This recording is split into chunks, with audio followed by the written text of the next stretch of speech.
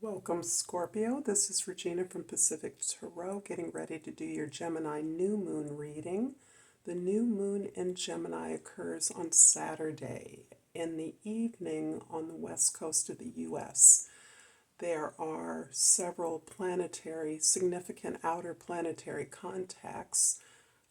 The most significant, I believe, for you, Scorpio, is, as always, the Pluto retrograding back into Capricorn through the end of this year. It won't be retrograding the whole time, but it will move out of Capricorn in late January of next year. So this is significant.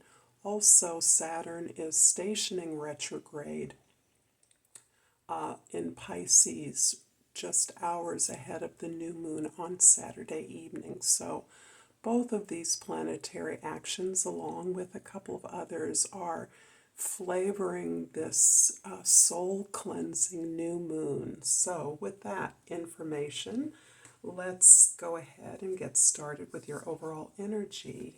You have the King of Cups. The King of Cups is showing me the tremendous amount of growth that you have been experiencing, I would say, over the last several years throughout the period of the pandemic and before that, but really being crystallized in terms of your emotional maturity. This is you really facing your fears, looking deeply at your vulnerabilities, the ways in which you have imagined that you failed or were not able to bring something cherished, some important goals to fruition. And instead, in looking at those particular disappointments with yourself, you have learned to tell the story of overcoming challenges and recognize that it is the so-called failure of the necessity for healing that has become your greatest strength. So as you have increasingly recognized that there were attitudes and an external perception of yourself as this strong and powerful energy, you have really opened up your heart to look within those places where you felt that you needed more support yourself, and that support was something you could give yourself by telling yourself the story of healing, your own healing, and recognizing what a powerful strength that is for you. This is a kind of narrative that you are able to share with others.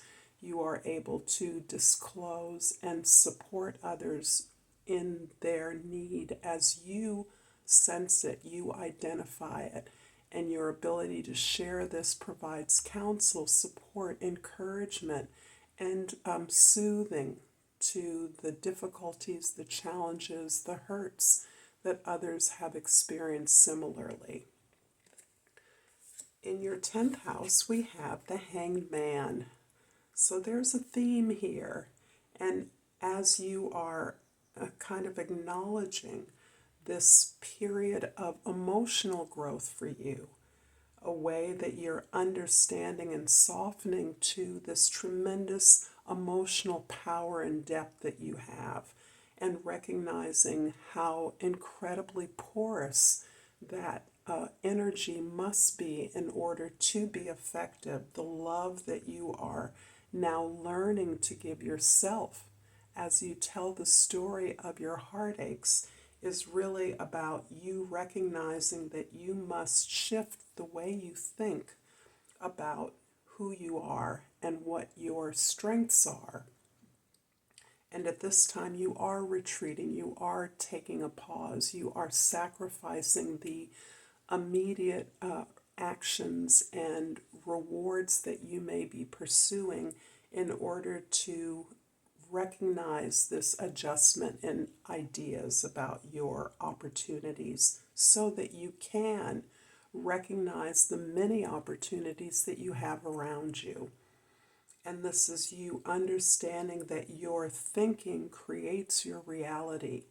This is very important, but your feelings validate what's right for you. And you've really opened up in terms of the way you're allowing the energy of love and healing and support to move through your environment into the space of other people that need your clarity and emotional depth, your intuition, your ability to be profound.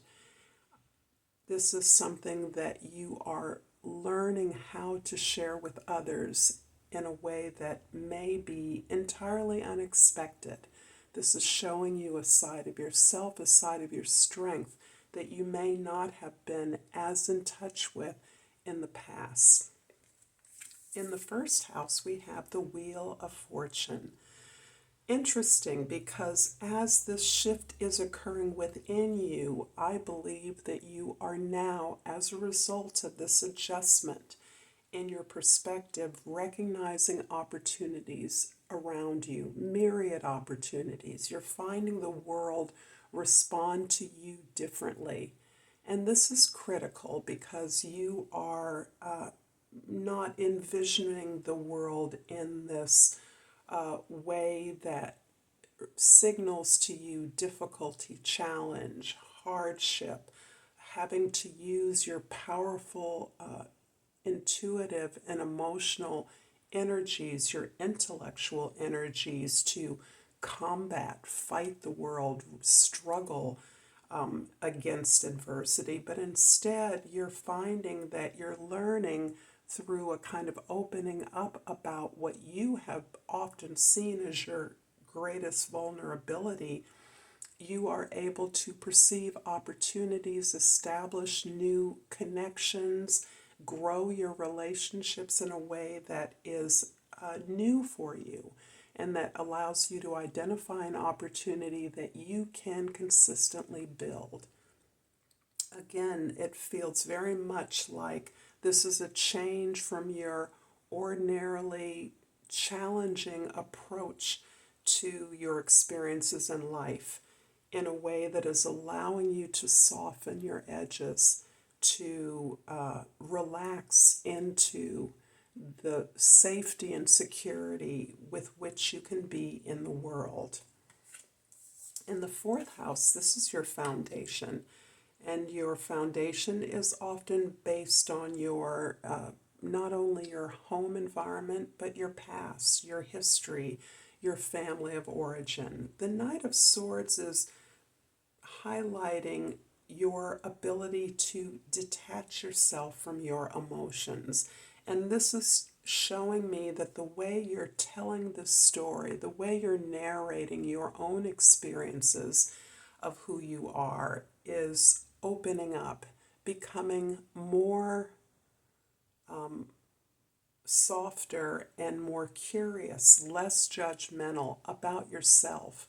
So I'm sensing underneath this a lot of judgment about yourself that allows you to be, has allowed you in the past to be this strong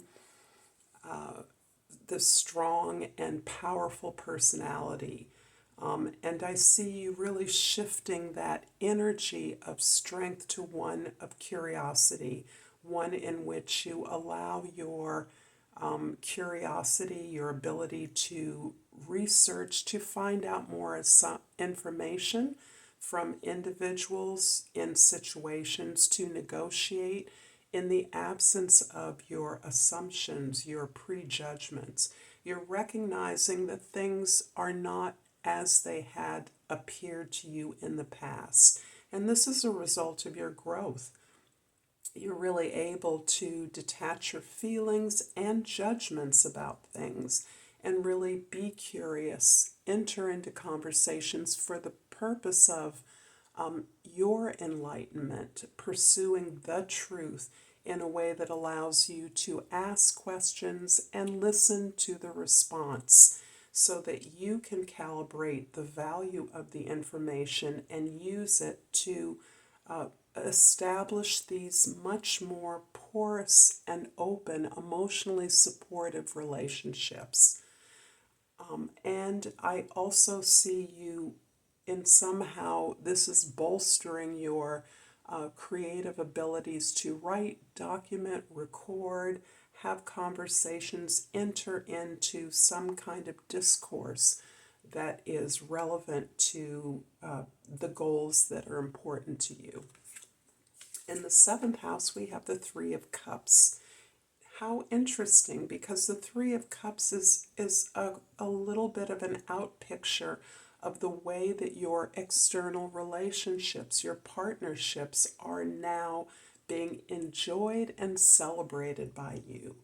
You have a community, you have a lot of support, and these relationships are supporting you, you're celebrating these, and they come as a result of your ability to be vulnerable, to share that with others, and to allow to be reciprocal in this capacity to assist one another, to create a space among your intimates where the most difficult things can be shared, talked about, faced in a safe space.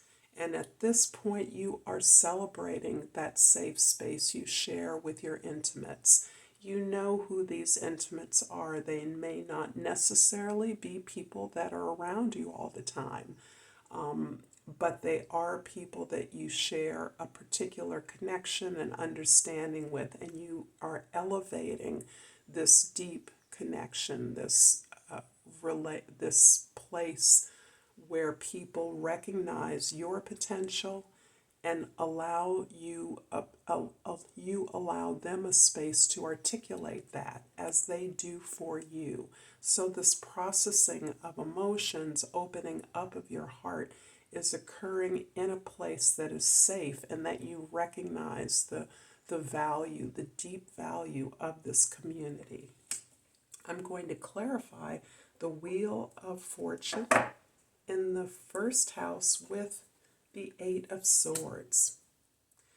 The Eight of Swords is really about your attempt to resolve all of the contradictions that you formerly believed you could simply power through. You could simply out strategize. You could outwit your competition. And you are now understanding that it's possible for you to simply gather the information you have. This is really talking about a really overactive mind space, not in a negative way, but this is kind of the flip side of all the information that you carry, all the ways that you obtain information and you seek that, and how you are putting it together to help you understand this new phase, this new world that you have created for yourself. However, that can easily turn to a sense of anxiety, a sense of confusing and overwhelming options and possibilities that can deplete you from energy by taking you out of your present space, taking you out of your body. I wouldn't be surprised if dancing, yoga, exercise, walking, any physical activity is your best antidote to this anxiety that can overtake you as you're processing all of these experiences in a different way. This is part of your healing. It's part of the healing journey. It's particularly challenging for those of you that are thinkers, are scholars, are academics, are creatives. You're processing this information as you notice new opportunities that you may never have noticed before. The Knight of Swords in the fourth house is clarified by the Knight of Wands.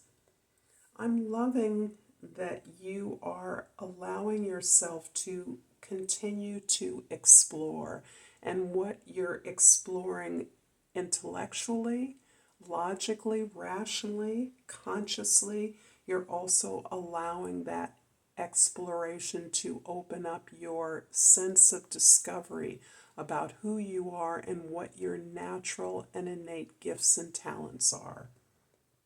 So this is you getting excited again about the opportunities that are available, the projects you're working on, the ways that you're working with others to find out more, not only about ways to develop these talents and projects, but also this excitement and inspiration, this way that you are open up to new ways to do things, that you are actually hungry to try things that perhaps seemed not to be available to you in the past. This is you really indeed getting into your body, and there's all kinds of energy about the way that you can use your body, consciousness, awareness of your body to bring you back into the present and get you excited about the things that you're working on. The Three of Cups in the 7th house is clarified by the Wheel of Fortune. And many of you know how excited I get when cards repeat, emphasizing how the ways in which you are recognizing opportunities and a kind of rightness about your karma at this point. So you've earned this adjustment to your perspective and your sense of reality. You've earned this good fortune we often think about when we think about the Wheel of Fortune, divine timing being at play, something that you may have worked on less successfully in the past.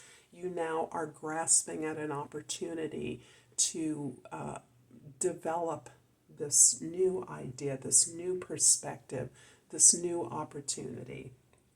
And that is something that is pointing you to this transitional phase you're in your life. You're moving from one, we call them levels, but I don't know if that's what they are, from one space of the strong ability to face who you are and who you have been in the past in a way that has been healing and is now yielding you this perspective in which you are preparing and have been prepared to move into a greater sense of abundance, opportunity, growth, and expansion in your life, and how you're processing the unexpected.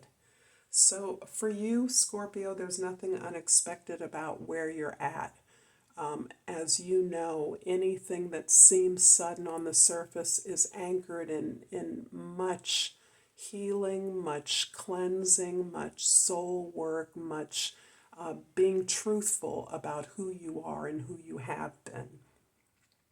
The Hangman in the 10th house is clarified by the 7 of Pentacles. And the 7 of Pentacles is, again, this place where you are being confirmed on your path, but you are taking this time to evaluate where you've been. So I think the through line here is clear, that you are looking at the way you've done things in the past, the rewards you've received for that, and you're now recognizing that you want more and you're deserving of more. The abundance that you once seemed to be structured in a way that required your conformity to a certain path or a certain set of steps that you needed to conform to, you're really challenging all of that and seeing how you have or have not profited by following along a conventional path. However, this path has gotten you to where you are. You're loving the opportunities that you see, and you're really standing in your power as far as understanding finally that the more that seemed to be available to others is available to you because you desire it and you are worthy of it. This is a beautiful place to be, casting away illusions, working hard, knowing your value is something that is growing you in unexpected ways. I hope this has been helpful to you, resonant for you, Scorpio. If so, please like and subscribe to my channel. I am going to be preparing extendeds for you in the coming weeks, days, so please look out for that. And I thank you for all the lovely comments, likes, shares, donations that I receive from you. So the support is critical for me. And I've pulled this beautiful globe, and it's called a golden calcite, and the key word is inspiration. I'm inspired in all that I do. Thank you, Scorpio. Until next time, namaste.